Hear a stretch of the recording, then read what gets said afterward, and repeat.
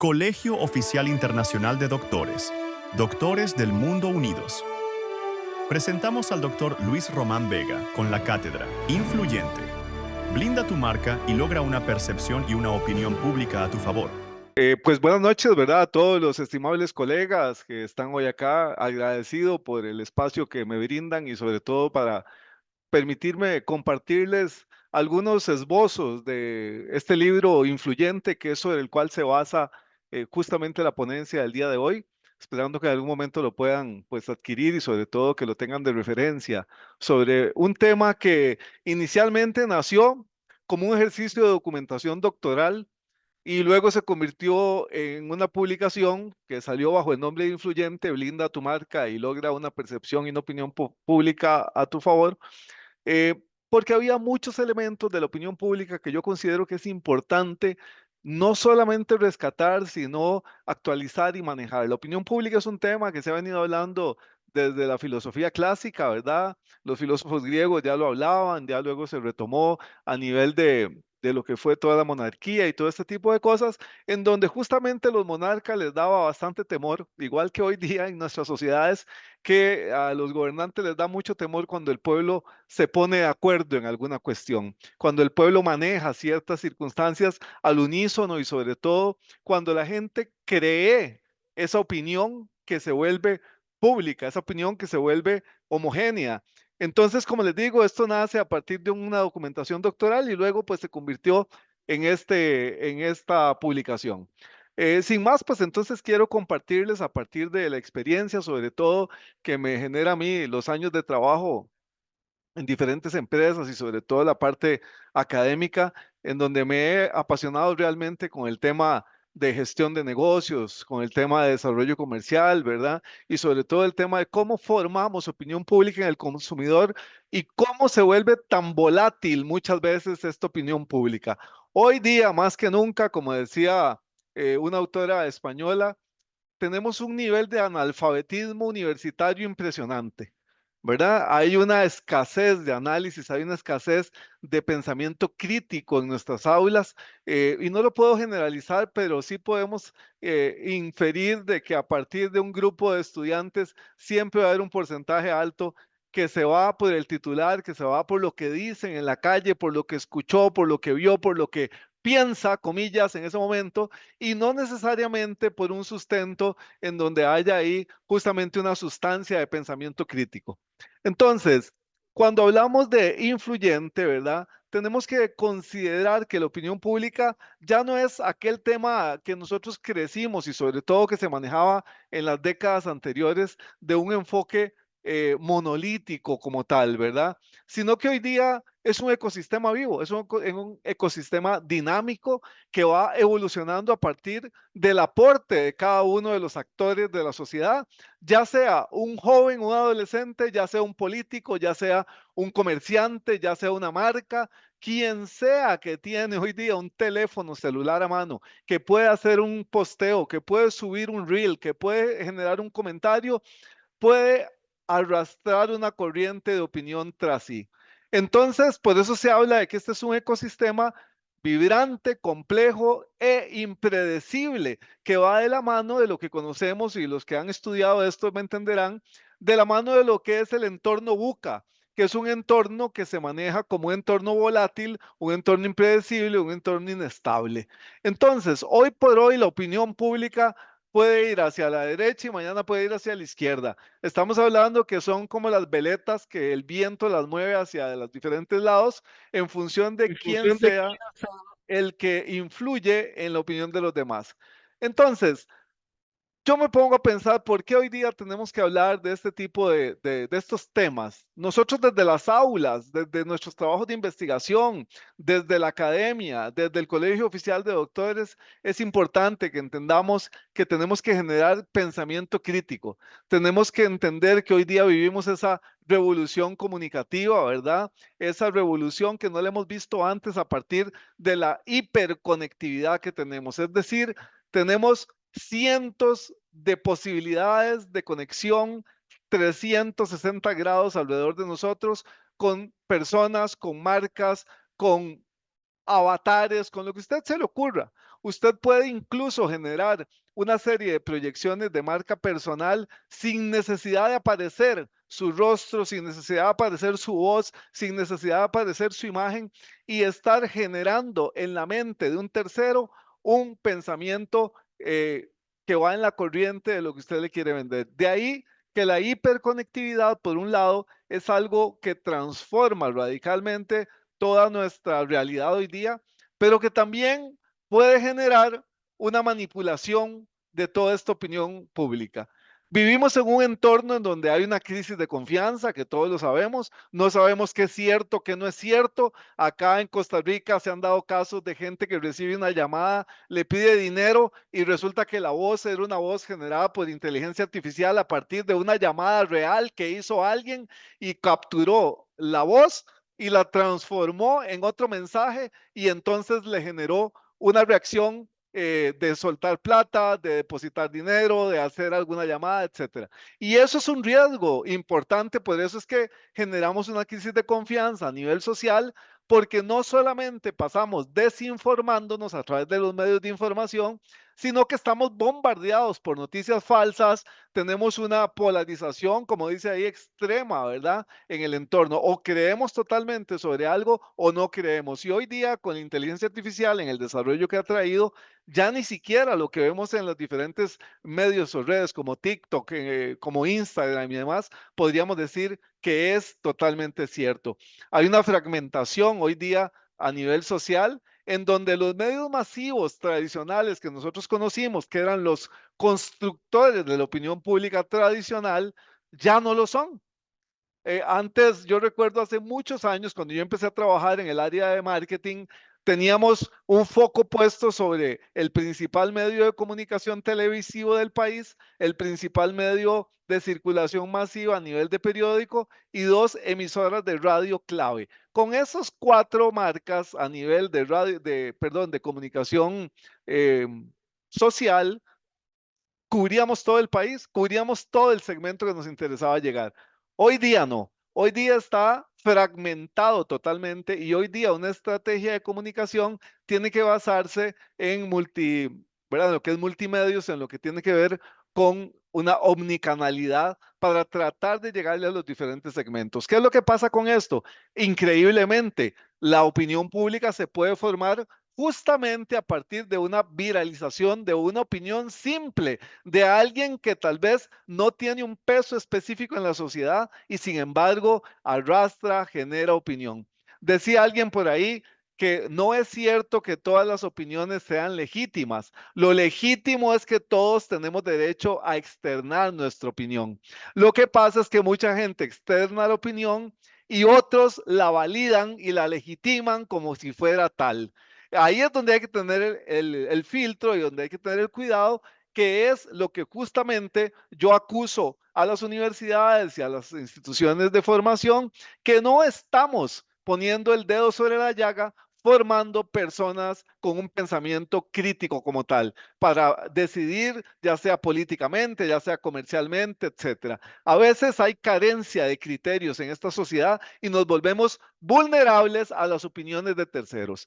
Entonces, el otro aspecto que hay que considerar de por qué tenemos que estudiar este fenómeno hoy día, todos los que estamos en la academia, es por el tema de la percepción como realidad. Esas decisiones de consumo, sobre todo a nivel de lo que es mercado abierto comercial, muchas veces no están basados en hechos objetivos y el problema es que esto arrastra a la sociedad a decisiones, si se quiere, torpes a veces, que implican un impacto a nivel económico, a nivel social y obviamente parte de una raíz emocional y de percepciones subjetivas, que si bien es cierto a nivel de marketing, a nivel comercial, esto es muy bueno para nosotros los que estamos en eso, porque podemos mover las emociones del consumidor, no es bueno necesariamente a nivel social si lo analizamos, porque entonces estamos generando una masa crítica de consumidores no pensantes, ¿verdad? Entonces, esto es lo peligroso.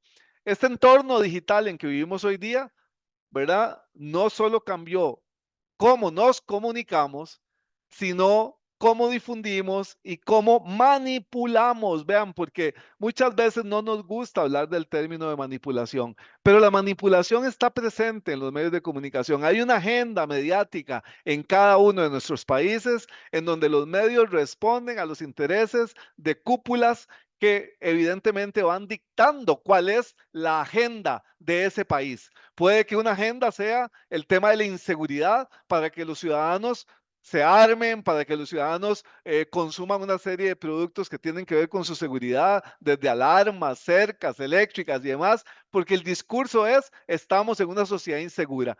Pero puede que también hay un discurso diferente respondiendo a otros intereses. Entonces, gente, yo considero que por eso es importante el desarrollo de ese pensamiento crítico, sobre todo en nuestros jóvenes y por demás está decir en todos nosotros. Vean ustedes que hoy día la guerra misma se ha vuelto una guerra de tecnología.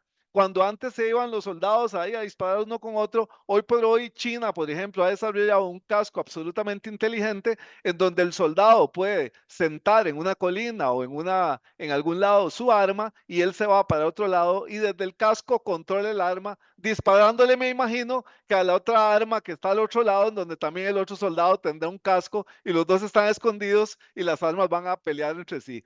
Es un tema como un poco irrisorio, es un tema que uno dice, bueno, ¿a dónde vamos a llegar con esto? Pero lo cierto es que todo esto responde igualmente a una sociedad de consumo y a una agenda que tiene que ver con la economía de la guerra, con la economía de que entre más conflictos hayan, más armas vendemos y alguien se está enriqueciendo con eso. Entre más enfermedades haya, más medicinas vendemos, pero suave, no matemos al paciente porque lo necesitamos para que nos esté comprando medicamentos. Entonces, tampoco lo cuidemos porque se nos acaba la vaca lechera. Entonces, gente, hay una agenda aquí que tenemos que tratar de pelar, como digo yo, como que si fuera una cebolla, para tratar de entender qué hay detrás y sobre todo cómo nosotros podríamos contrarrestar un poco con un pensamiento crítico generado desde la academia. Entonces la gran pregunta es si estamos hiperconectados o si estamos generando una generación de ultra solitarios, de personas que están tan aisladas por la tecnología que no saben realmente qué es lo que está sucediendo y quién los está controlando. Aquí me recuerdo el libro de 1984 de Orwell cuando hablaba del gran hermano y uno dice, bueno, ¿será que le estamos llegando a esa sociedad que esbozaba Orwell en aquel momento? No lo sé. Lo que sí sé es que estamos generando una sociedad adormecida en cuanto a lo que es el pensamiento crítico y es donde tenemos que hacer la llamada de atención desde ya. Ahora, vean ustedes al nivel de nuestros países. Obviamente ahí yo lo tengo para que ustedes puedan leer un poquito más, pero si nosotros vemos la transformación digital que se ha dado en nuestros países ha sido dramática. Hoy por hoy ustedes ven a los presidentes, desde el presidente Trump hasta el presidente Bukele, hasta el presidente Milei y pasando por Petro y por una serie de presidentes como Chávez en nuestro país, que ganan las elecciones a puro posteo, a puro mensaje viral, a puro mensaje en redes sociales, y usted ve cómo van calando en el pensamiento de los ciudadanos al punto de que al final hay este, se desemboca en las urnas ese caudal de votos a favor de estos personajes. ¿Por qué? Porque han aprendido a manejar las redes sociales, han aprendido a manejar la percepción del consumidor de una forma que les favorece a ellos. Entonces, se altera evidentemente el panorama comunicativo que teníamos antes, en donde teníamos medios de comunicación con más profundidad, como los periódicos, teníamos espacios de discusión en en las televisoras, en las emisoras de radio, que hoy por hoy se han perdido y hemos sustituido eso por mensajes verticales del interesado, en donde dice esto es lo que es, y entre más a veces inventamos, entre más escuchamos al político vender humo, si se quiere, más popularidad, más populismo se va generando y más caudal de votos y de intención de apoyo van logrando, ¿verdad? Entonces, el consumidor latinoamericano, evidentemente, siempre ha sido influenciado por medios de comunicación, siempre hemos seguido líderes de opinión, eso está más que estudiado, pero hoy por hoy estamos viendo cómo el consumidor navega en aquellos ecosistemas de influencers que justamente por los algoritmos y demás que se genera a nivel de redes y de plataformas, empieza a darle una connotación favorable a los mensajes que el mismo consumidor va siguiendo. Como ustedes saben, los algoritmos, y esto lo vamos a ver más adelante, los algoritmos van sumándonos una serie de visiones y de mensajes afines a los que nos gustan. Entonces, al final, vemos un caudal de mensajes positivos de la persona que seguimos, por ejemplo, y por supuesto que vamos construyendo una opinión pública favorable a este personaje o a esta marca o a este producto debido a que nosotros mismos nos estamos auto vendiendo la cuestión y no hay entonces un filtro que nos diga, cuidado, porque hay una contraparte siempre. A algo muy bueno puede haber algo muy malo, pero eso depende del razonamiento lógico que cada quien pueda tener. Entonces, aquí caemos en esa comprensión de la influencia y sobre todo a esa percepción de nuestros mercados. Recordemos que la percepción no es bueno ni malo, simplemente la percepción es la respuesta a un estímulo a partir de lo que nuestros sentidos van recibiendo, ¿verdad?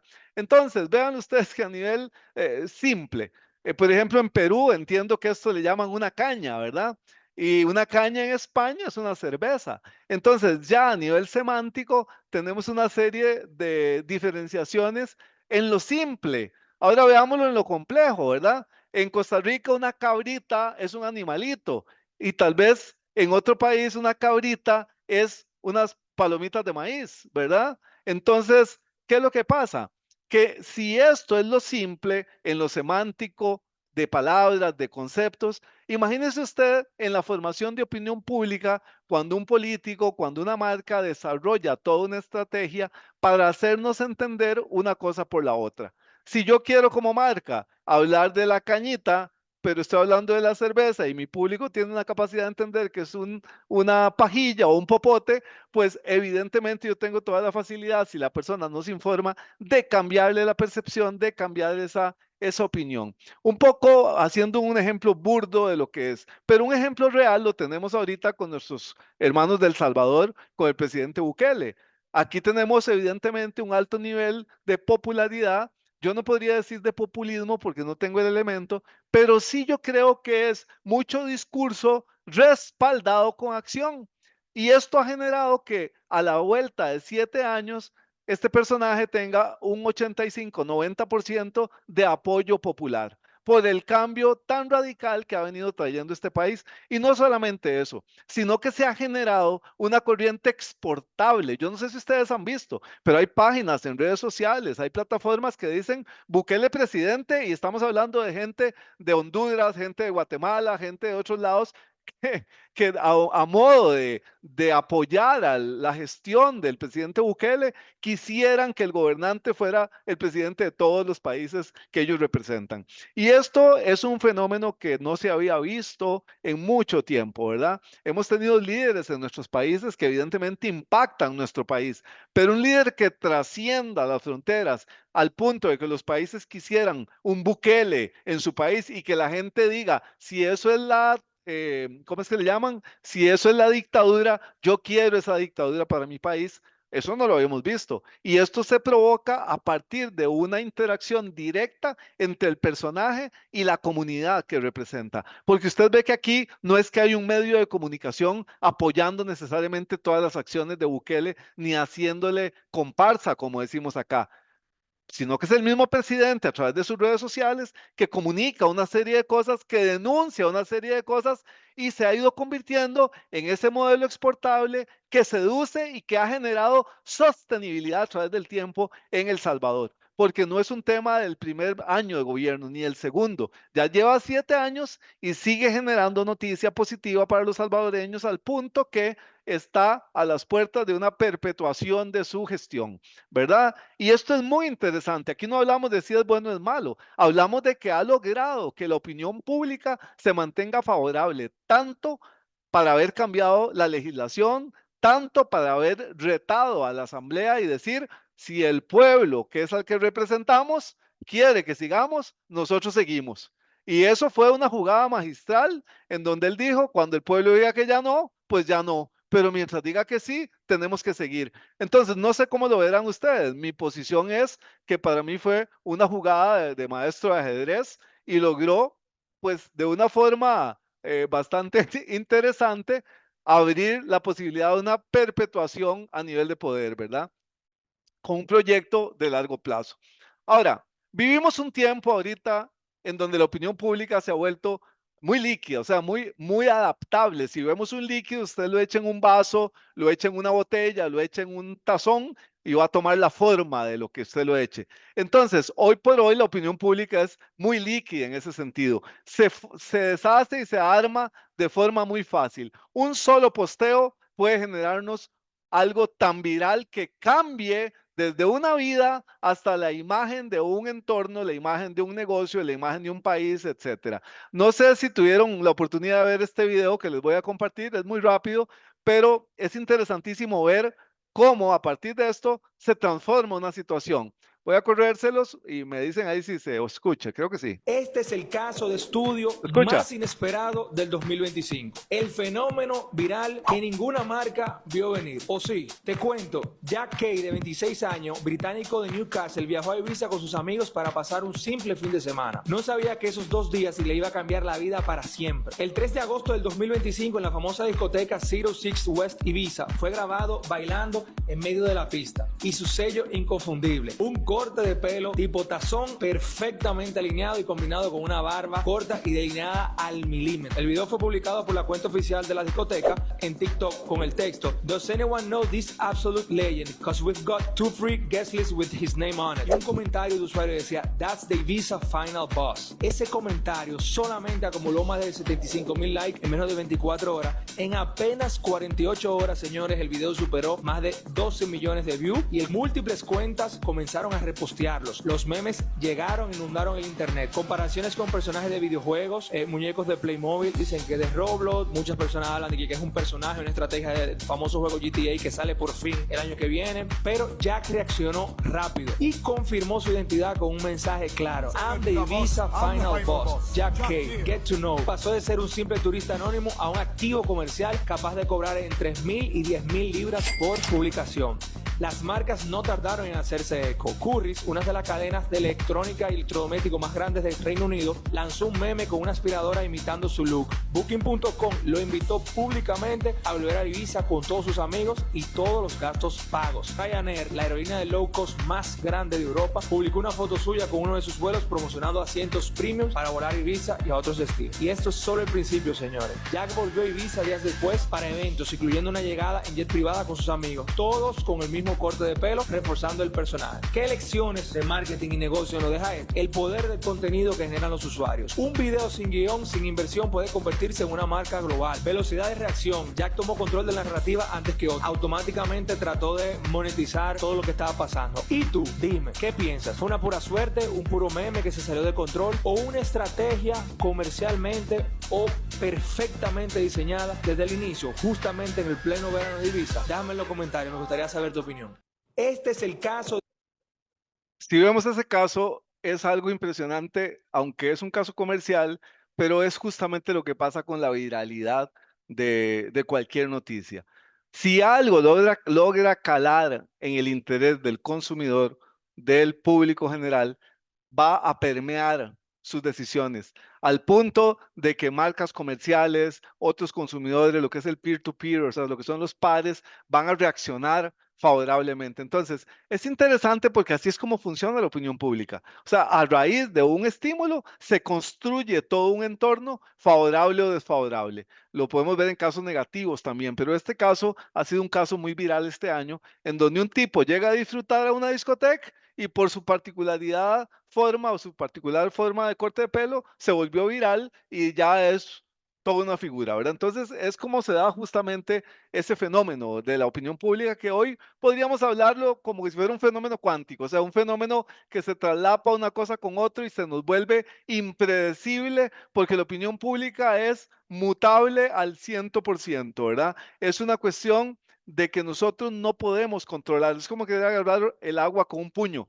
No se puede, la tomamos un momento, pero se nos filtra. Entonces, esto es debido a la velocidad de la viralización, como lo vimos ahí con el ejemplo, ¿verdad? Lo que son ideas, percepciones, se van a propagar rapidísimo a partir de cualquier video que subamos. O sea, hoy día usted y yo tenemos el poder en nuestro celular para generar un impacto en la opinión. Pero ¿qué pasa?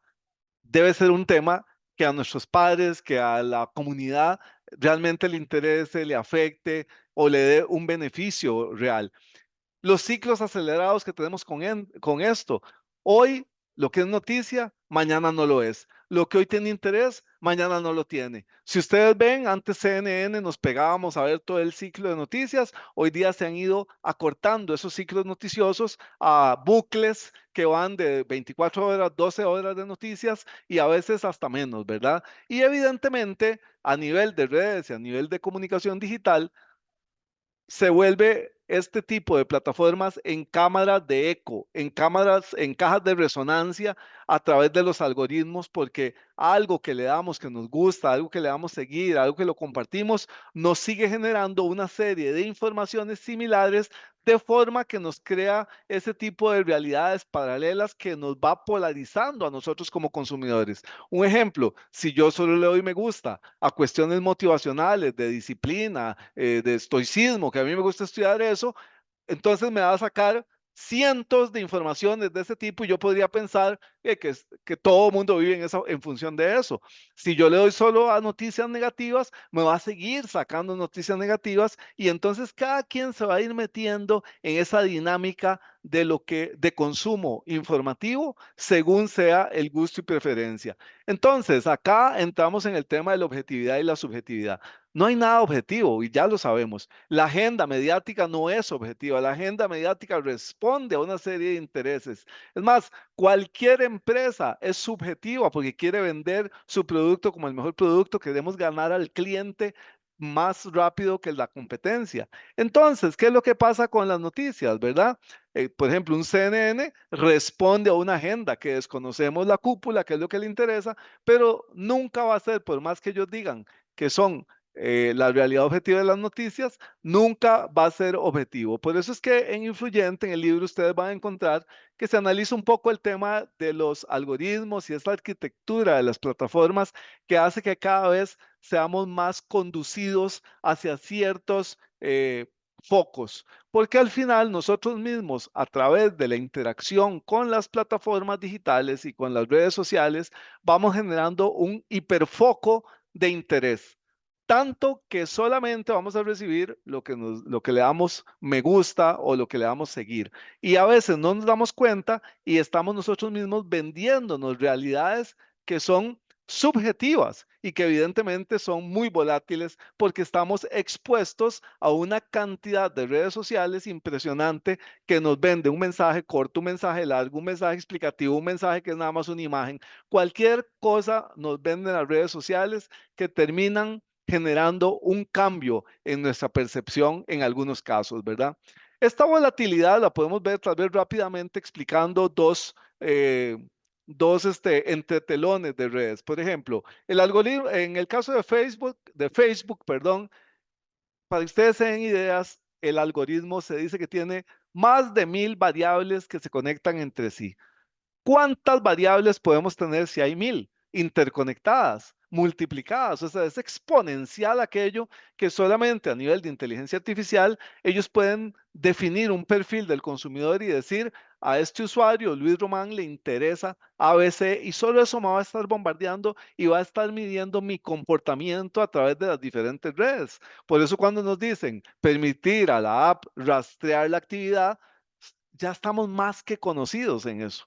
Y por eso es que nos está llegando la información que nos llega. En el caso de un Instagram, por ejemplo, cuando Facebook compró en aquel tiempo la plataforma, ellos lo que hicieron fue alinear esa plataforma dándose cuenta de que no era solamente un tema de las fotos que nos gustaba, sino darle una intencionalidad y vea qué interesante. Entonces, Facebook, a partir de las imágenes de Instagram, alineó todo el algoritmo para que entonces en Instagram nos van a mapear a partir de lo que me gusta, de los comentarios para generar ese engagement, esa vinculación, el nivel de interacción, el horario de publicación de las personas que enviamos nuestros mensajes, cuando reposteamos o reenviamos una foto, el tipo de contenido que compartimos y es entonces unas métricas que a uno lo asustan porque definitivamente a partir de las plataformas digitales que nosotros interactuamos, nos pueden ir esculpiendo nuestra opinión, porque por un lado nos mandan fotos, por otro lado nos mandan noticias, por otro lado nos mandan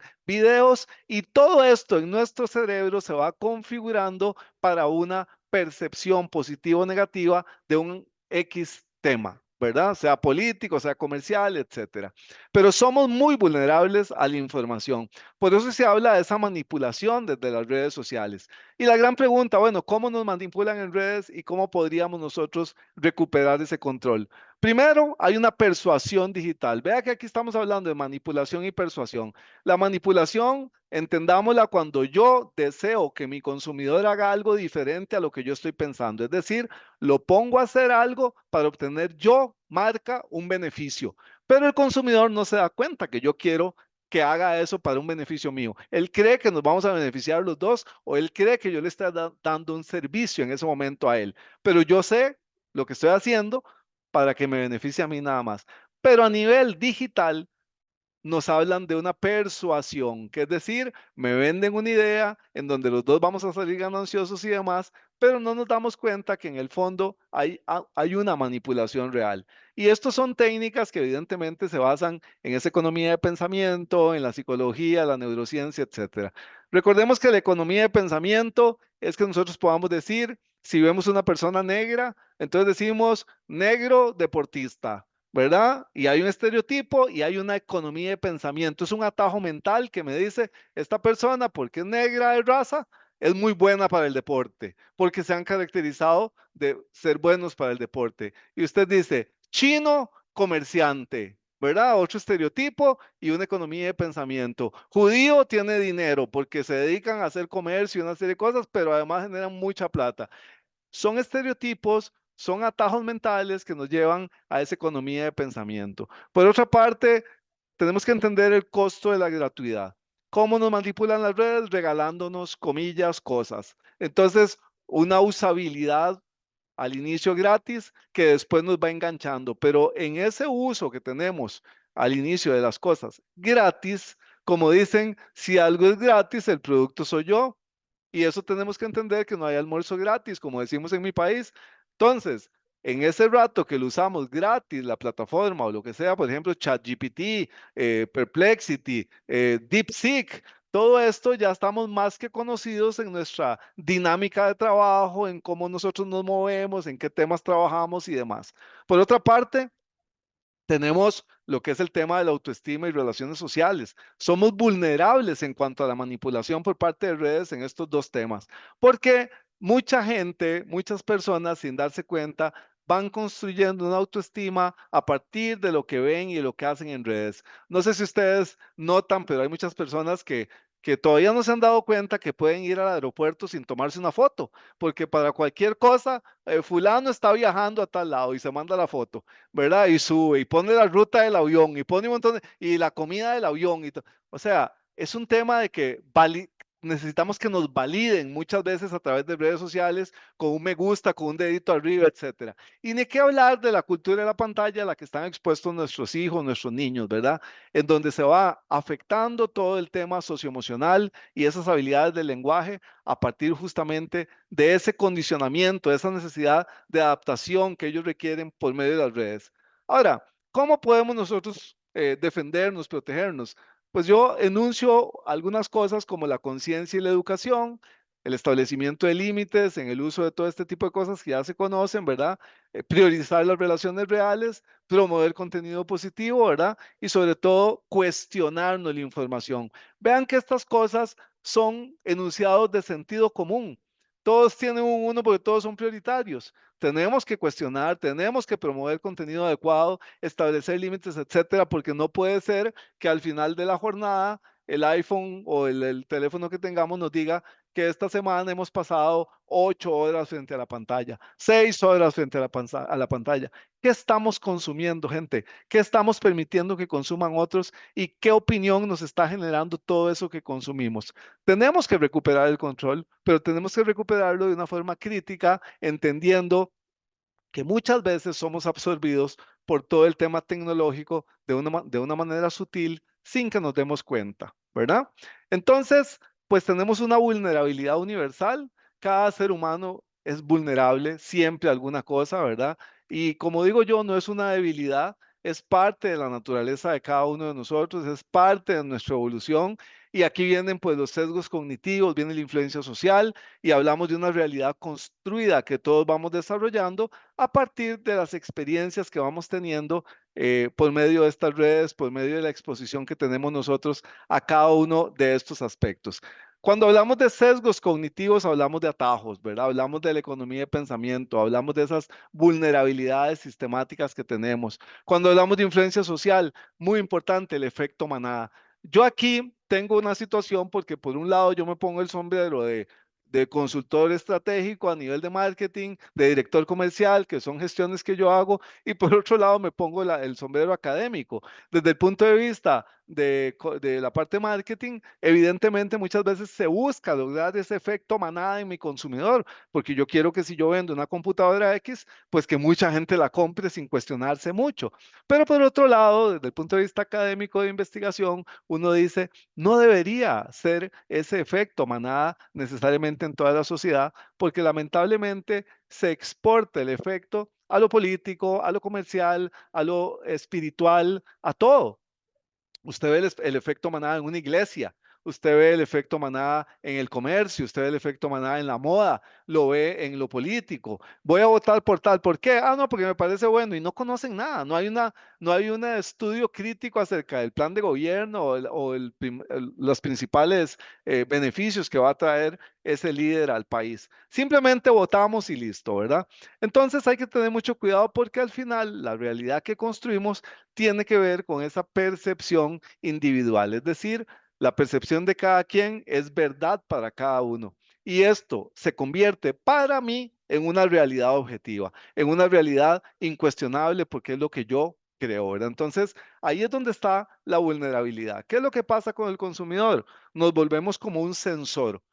¿Verdad? Como el sensor que ponemos en el hogar para que si entra un delincuente o si se mueve un animal o lo que sea, somos como un sensor. Lo que pasa es que nuestro cerebro lo ve desde el punto de vista de perceptor, que tiene que ver con los estímulos que recibimos del entorno a través de los sentidos, y también nuestro cerebro lo ve como un censurador, es decir, reaccionamos con actitud de censura a esos estímulos que percibimos, dependiendo de nuestra cosmovisión.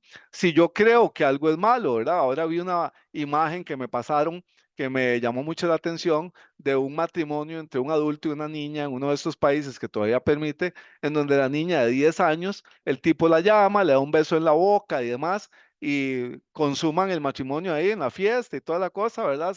Y uno se queda pensando y yo digo, bueno, yo lo censuro porque evidentemente mi cosmovisión es de que yo no crecí en una sociedad en donde se acepte ese tipo de relaciones. Al contrario, acá está prohibido las relaciones impropias con menores de 18 años, está penado por cárcel. Pero en esos países siguen permitiéndose esas vinculaciones, oficializándolas y haciéndolas públicas y socialmente aceptadas. Entonces, el sensor que tenemos en nuestro cerebro, pues yo siempre lo asocio con el cerebro triuno, ¿verdad?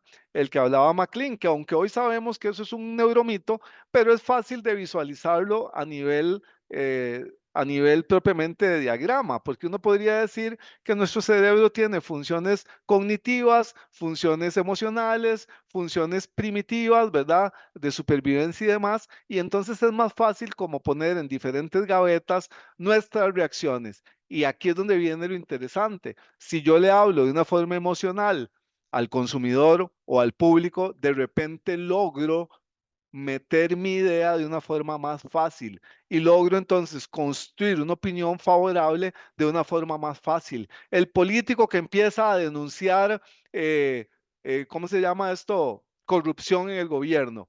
Entonces, yo denuncio la corrupción porque yo soy honesto. Ese es el mensaje no dicho. ¿Verdad? Yo denuncio porque, no, porque yo soy honesto. Y yo señalo y doy nombres y los expongo porque yo soy honesto. Entonces gana el favor muchas veces del pueblo porque la gente lo ve emocionalmente a través del sistema límbico, si fuera el caso, si respondiéramos al cerebro en el enfoque triuno, ¿verdad? Ahora, desde el punto de vista de las funciones cognitivas, pues yo podría pensar, Me quieren vender una idea. Este me está vendiendo que es honesto a través de la exposición de los otros, pero no sé qué tan honesto puede ser. Y ahí es donde yo me vuelvo un crítico antes de tomar una decisión o una posición, ¿verdad?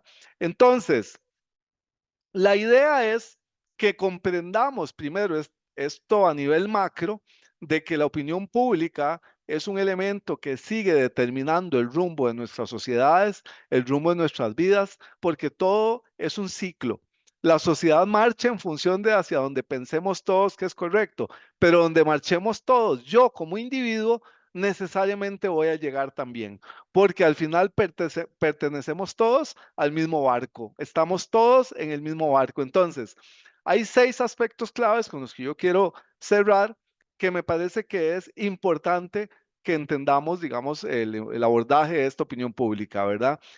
Uno de los aspectos sería la credibilidad fragmentada, que lo hablábamos anteriormente de una forma sucinta. Esta credibilidad parte de que la confianza hoy día es el nuevo capital.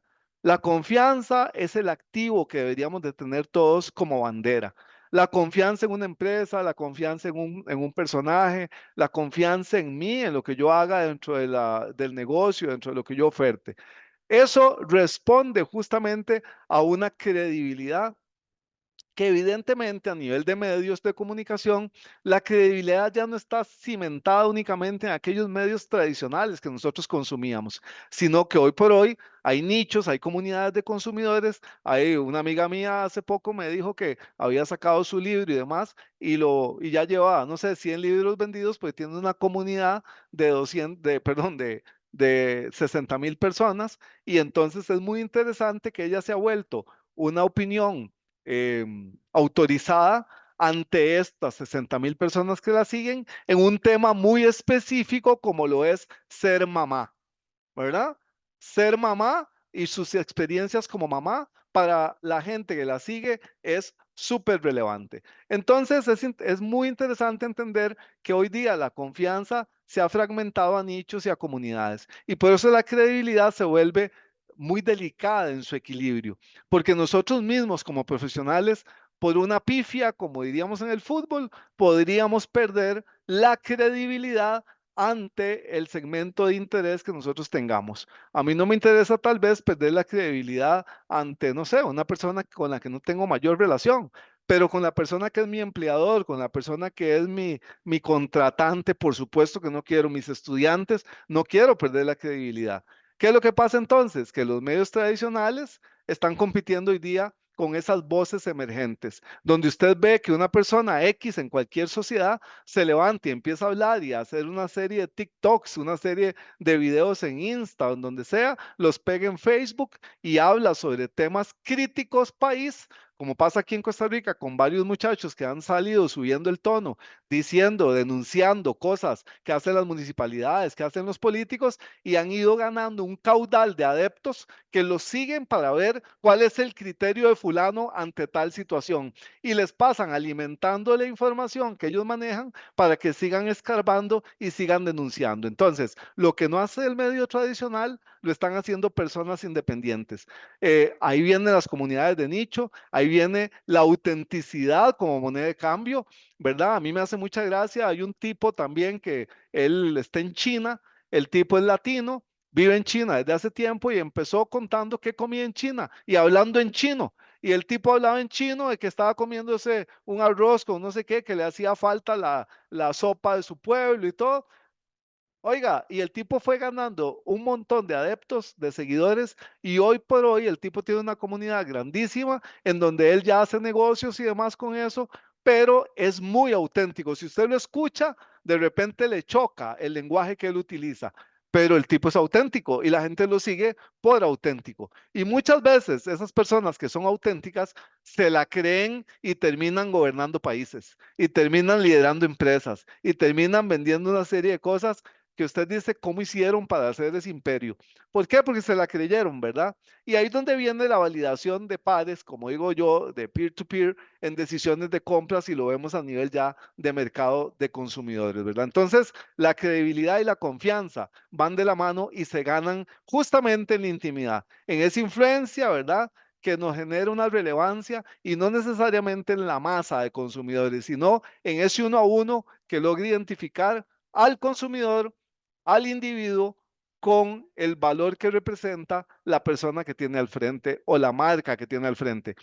Aquí yo quiero hacer un paréntesis, no sé si estará, pero quiero reconocer a mi buen amigo, el doctor Alexis Hernández, que es director país aquí en Costa Rica del Colegio Internacional de Doctores, a quien le agradezco enormemente haberme traído a esta organización y haberme permitido pues incorporarme a través de ahora de la recién pasada actividad en El Salvador. Pero también quiero honrarlo a él por la labor que él hace acá en el país, en donde él ha liderado una organización que ha llevado muchas soluciones de salud a comunidades marginales, a personas que no pueden pagar odontología, pagar medicina, pagar una serie de cosas. Y en una de sus publicaciones de estos días, él sale agradeciendo a la doctora Cruz por donarle un equipo médico para atender este tipo de gentes. Pero un equipo odontológico como esto es caro aquí en cualquier lado. Y yo pregunto, ¿por qué tienen la confianza de regalarle al doctor Hernández, que tiene su clínica muy bien equipada, por cierto, de las mejores del país? ¿Por qué tienen la confianza de regalarle un equipo de esto? Si pudieran decir, él tiene también, él puede conseguir. Bueno, justamente por la labor que han venido desempeñando, porque han sido auténticos, porque son personas que han agrupado alrededor del doctor Hernández una serie de médicos que van a las comunidades con su propio presupuesto a atender durante varios días a niños, adultos, ancianos y demás. Entonces, cuando usted hace algo que marca socialmente y que tiene fruto, la gente lo va a apoyar porque hay credibilidad, hay confianza y evidentemente hay evidencia de lo que se está haciendo. Entonces, quise traer el ejemplo para ilustrar justamente el tema de la confianza. Como aspecto 2 de los 6 que quería compartirles es el poder de los microinfluencers. Hoy por hoy tenemos muchos influenciadores, ¿verdad? De hecho, yo no sé qué va a pasar con el mundo si todos los chicos el día de mañana quieren ser influencers y nadie quiere ser doctor y nadie quiere ser ingeniero, ¿verdad? Porque nunca un influencer va a ser un puente ni va a salvar un corazón. Pero bueno, es la moda que tenemos. Y hoy día los microinfluencers realmente es donde está la fuerza de esto. Vean ustedes que según Social Pilot tenemos los mega influencers que son de más de 1 millón de seguidores, macroinfluencers 500,000 a 1 millón, microinfluencers de 10,000 a 100,000 seguidores y los nanoinfluencers que andan de 1,000 a 10,000. ¿Qué pasa con los microinfluencers y los nanoinfluencers?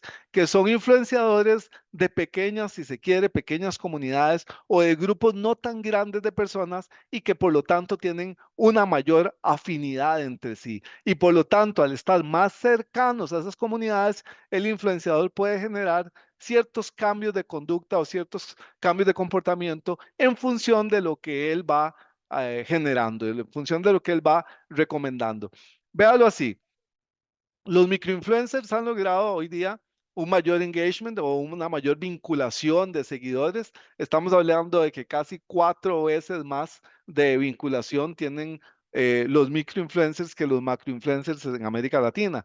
Tenemos un 89% de una confianza genuina hacia los microinfluencers. Es decir, aquí en Costa Rica hay un tipo que se llama Araya Vlogs, que la gente lo sigue y disfruta un montón de los programas que él hace y es un programa de turismo, es un influenciador que nos dice que hay que comer cuy allá en Perú, que hay que comer ceviche en Perú, que hay que comer en México tacos y nos lleva a los lugares y todo y a usted se le pasa la hora oyéndolo y cuando uno se da cuenta está reservando viaje para irse a México y visitar la taquería que visitó Araya Vlogs, ¿verdad? Porque es una persona muy cercana desde el punto de vista de los canales que utiliza y confía entonces el consumidor en las recomendaciones. Y también para efectos de las campañas que se puedan desarrollar para la parte comercial, aquí estoy mezclando desde opinión pública a lo comercial, tenemos 11 veces un mejor retorno de inversión utilizando micro influencers. Entonces,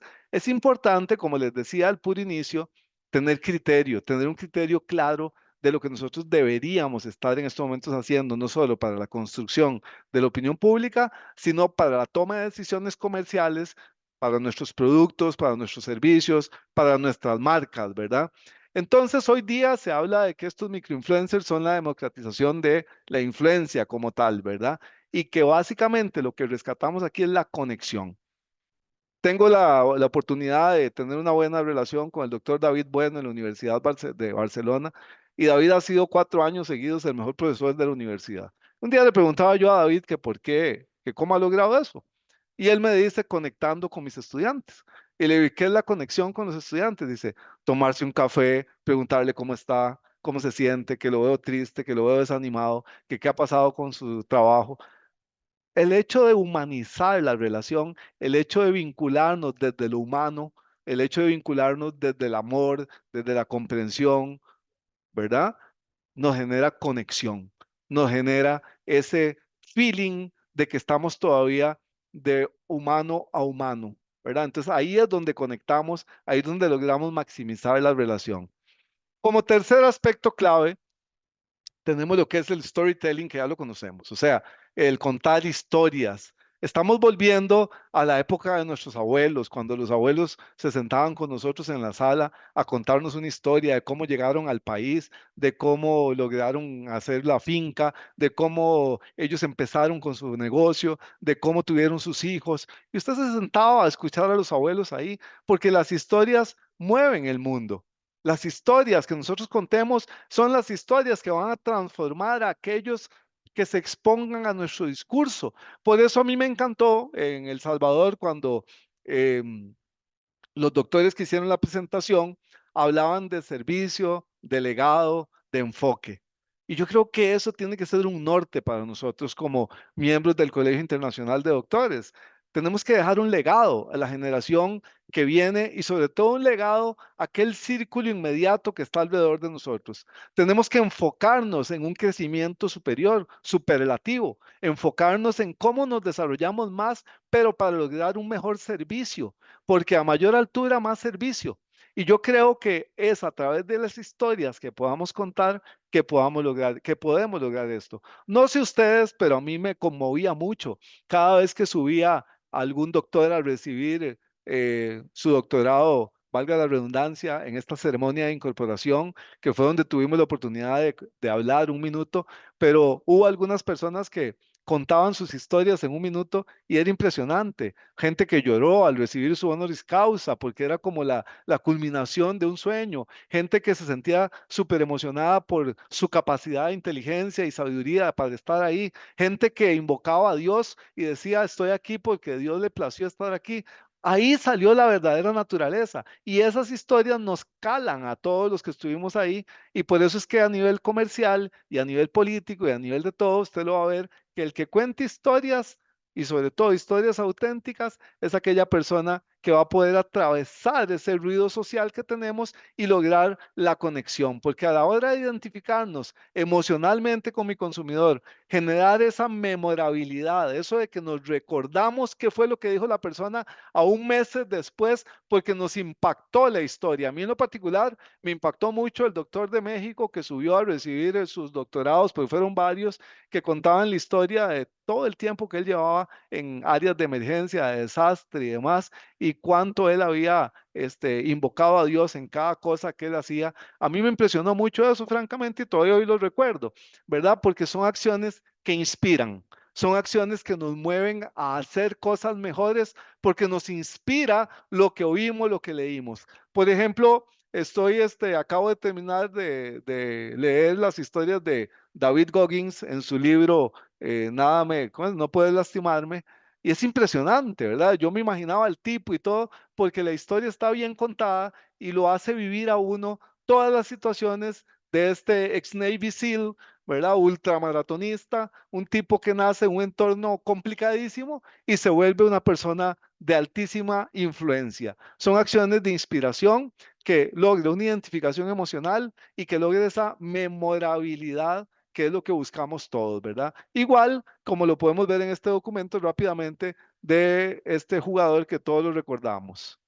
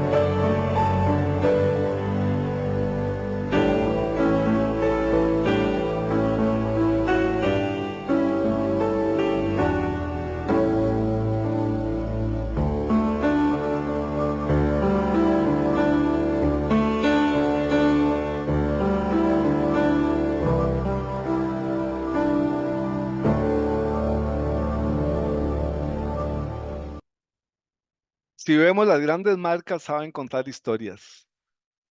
Y ahí no hay compre las tenis, lleve las tenis en promo. No, no. Hay una historia detrás que todos quisiéramos ser ese jugador, todos quisiéramos ser Jordan. Y de repente, cuando yo uso Nike, me siento como que soy un ganador. Entonces, un poco eso es a lo que hay que llegar. Aprendamos a contar historias para que aprendamos a mover la decisión de compra, la intención de voto o la intención de cualquier persona. Tiene que haber una intencionalidad en la historia. El aspecto 4 que yo quiero compartirles, la empatía como ese motor de conexión. Si nosotros logramos ser empáticos con nuestro consumidor, con nuestro interlocutor, logramos conectar corazón y cerebro en lo que estemos haciendo, probablemente logremos superar esas necesidades, miedos, aspiraciones que tenemos todos, porque hoy día vivimos en ese mar de información que es el que hay que navegar y que tenemos que superar con historias auténticas, como decíamos antes en el storytelling, para que las marcas justamente logren entender profundamente a sus audiencias. Si nosotros no entendemos que quien está al frente necesitamos conectar corazón con cerebro, no vamos a estar logrando el impacto que buscamos. Y aquí yo me voy a la parte nuestra. Decían en la actividad del Salvador que 20,000 aproximadamente son los doctores que existen en Latinoamérica y que eso es un 1 punto algo por ciento. Entonces uno podría sentirse como privilegiado, que es lo que somos. Bueno, ¿y qué hacemos con ese privilegio? ¿Cuánto vamos a impactar a nuestras comunidades? ¿Cuánto vamos a servir a nuestras comunidades? Pero para hacer eso, para impactar y servir, necesitamos entender que tenemos que hablar desde el corazón al cerebro de los otros o desde nuestro cerebro al corazón de los otros para lograr un impacto. Si las marcas globales lo han entendido, nosotros tenemos que seguir esa ruta. Estas son las marcas, las 10 marcas que al 2024 mejor conectaban con sus consumidores, según lo que es el Marketing Engagement Tracker, ¿verdad? El MET. Según ellos, que es un análisis que hacen a partir de considerar 45 métricas en 9 áreas principales de relación con el cliente. Y entonces vienen estas marcas y su nivel de conexión con el cliente. Evidentemente, pues ahí ya hay un tema técnico detrás, pero lo que les quiero hacer ver es que nosotros deberíamos tener la capacidad de medir, de medirnos cuánto impactamos, cuánto conectamos con la gente que tenemos alrededor. La gran pregunta es, ¿cuáles son nuestros KPIs para saber si estamos conectando? ¿Cómo está conectando usted? Todos somos líderes, ¿cómo está conectando con la gente que lo sigue? ¿Cómo está conectando con su red inmediata, con su red de apoyo, con su red de trabajo, con su red de amigos? ¿Cómo conectamos? ¿Verdad? Quisiera ser yo mi mejor amigo, quisiera ser yo mi compañero de trabajo, quisiera ser yo mi pareja, viéndome como soy yo. Y ahí es donde yo me respondo si estoy conectando, ¿verdad? O si tengo una capacidad de conexión, porque más allá del producto es la conexión humana. Y eso es lo que tenemos que pulir para entender que a la hora que nosotros conectamos, podemos lograr no solamente cambios en la percepción, no solamente cambios en la decisión de compra, sino cambios importantes a nivel de lo que es la opinión pública y la opinión también hacia nosotros. Como aspecto clave 5, les hablo o quiero compartirles lo que es el efecto mariposa de la percepción. Todos hemos oído hablar del efecto mariposa, ¿verdad? Pues aquí hablemoslo en función de la percepción. Vea qué interesante. Se habla de que hay una fragilidad extrema en la reputación de cada uno de nosotros. Hoy día podemos estar aquí recibiendo la charla, podemos estar interactuando en algún momento en una actividad presencial. Todos tenemos nuestra reputación en nuestras comunidades, en donde pertenezcamos, comunidad académica, comunidad laboral, lo que sea, en la familia.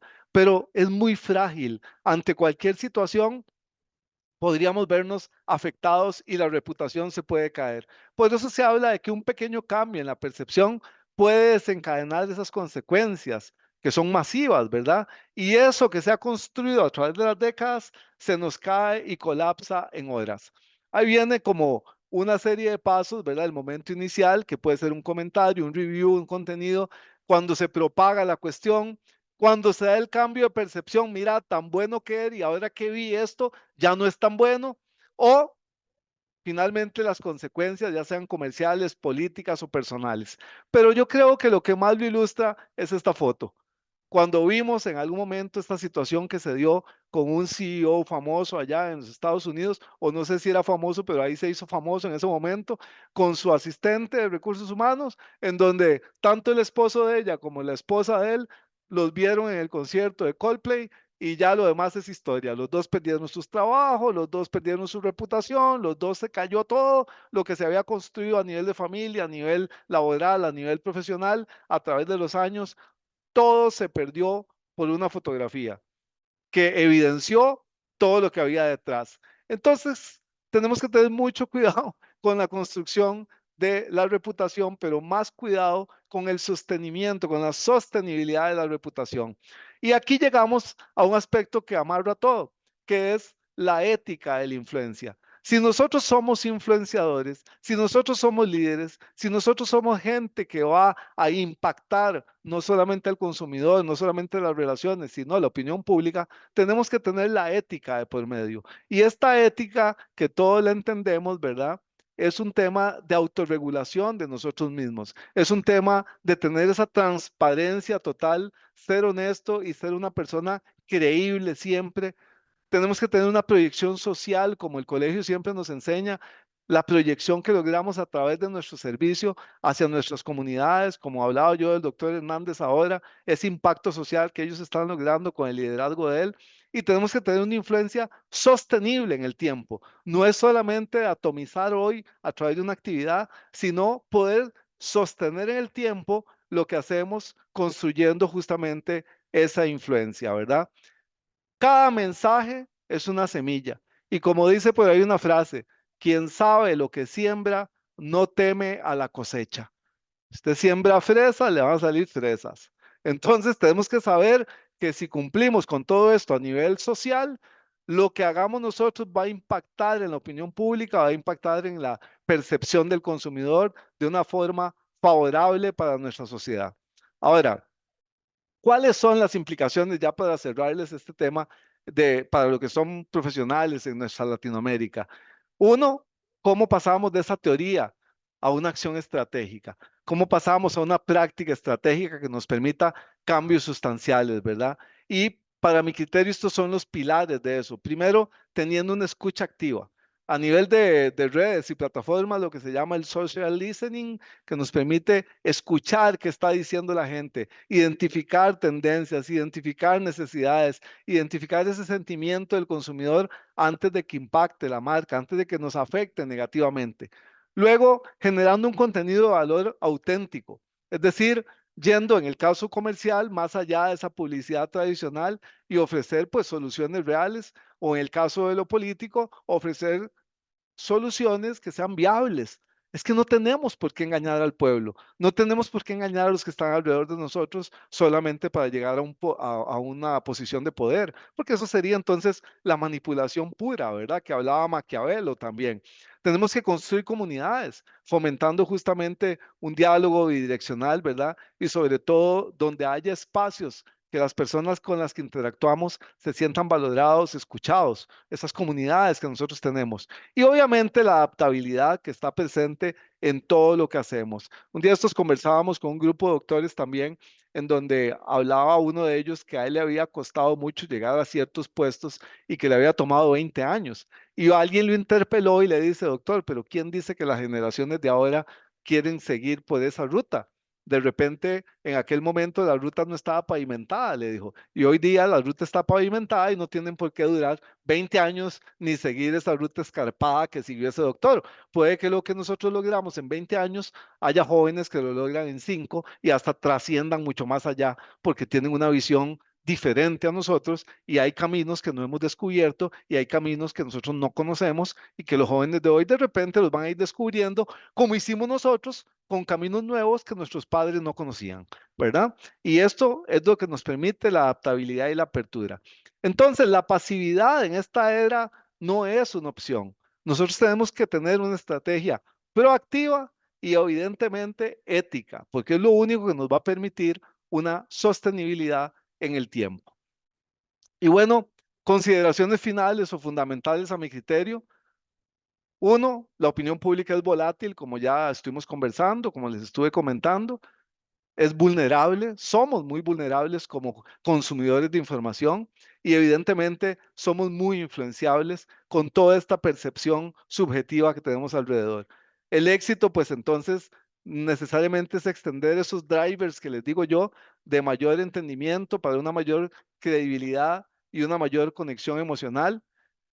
La ética y la responsabilidad, como lo hablábamos, no son negociables. Siempre se ha dicho eso, pero ustedes ven que hay gente que los negocia y para nosotros debe ser innegociable y evidentemente el poder competir, el poder sobrevivir competitivamente va a depender de la capacidad de adaptabilidad y la autenticidad que tengamos nosotros. Esa adaptabilidad que hablaba ¿cómo se llama? Se me fue el nombre ya, aquel que hablaba de que quienes van a sobrevivir son los que se adaptan, no los más fuertes, ¿verdad?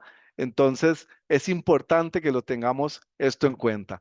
El libro está disponible en Amazon, el que gusta adquirirlo, ¿verdad? Y pues para mí ha sido un privilegio poder compartir con ustedes algunas ideas de este libro y agradecer al Colegio Oficial Internacional de Doctores por el espacio y a ustedes por el tiempo que me han dispensado. Colegio Oficial Internacional de Doctores.